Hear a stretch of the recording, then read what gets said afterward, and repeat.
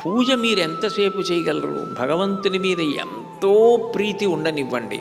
మీరు ఎంత ఉపచారం చేసినా, ఎంత ధ్యానం చేసినా, ఎంత సహస్రనామ స్తోత్రం చేసినా, ఎంత అభిషేకం చేసినా ఒక 3 గంటలు ఉండగలరు, 4 గంటలు ఉండగలరు పూజా మందిరంలో.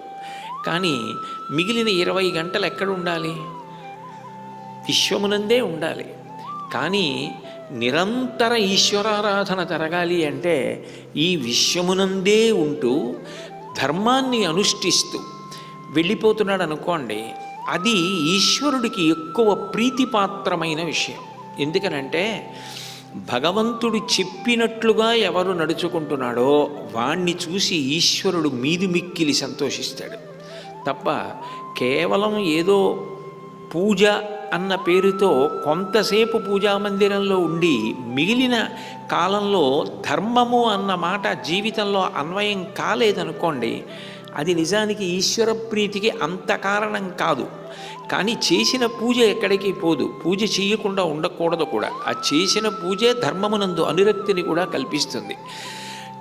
రామచంద్రమూర్తి నడవడిని మీరు జాగ్రత్తగా పరిశీలిస్తే ఆయన మాటల చేత, నడవడి చేత ఆయన నిరంతర పూజ, నిరంతర ధర్మాచరణం చేస్తూ వెడుతూ ఉంటాడు.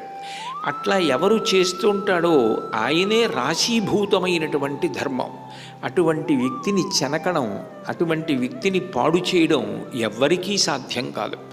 అందుకే రామాయణంలో విచిత్రం ఏమిటంటే ఒక రాక్షసుడు నిర్వచించాడు రాముడెవరు అన్నదానికి. రామో విగ్రహవాం ధర్మ. ఈ మాట చెప్పింది వశిష్ఠుడు కాదు, సీత కాదు, హనుమ కాదు, లక్ష్మణుడు కాదు, భరతుడు కాడు, శత్రుఘ్నుడు కాడు. ఈ మాట చెప్పింది మారీచుడు. అరణ్యకాండలో చెప్తాడు. ఒక రాక్షసుడు చెప్పాడు ధర్మానికి కాళ్ళు చేతులు వచ్చి నడిస్తే ఇది రాముడయ్యాడు అని. అంటే రాముడు అంత శాస్త్రీయమైన రీతిలో ప్రవర్తించి మనకి చూపిస్తాడు. రామాయణం ఎందుకు చదువుకుంటారు, రామాయణం ఎందుకు వింటారు అంటే అటువంటి దృష్టికోణాన్ని అలవాటు చేసుకోవడానికి వింటారు.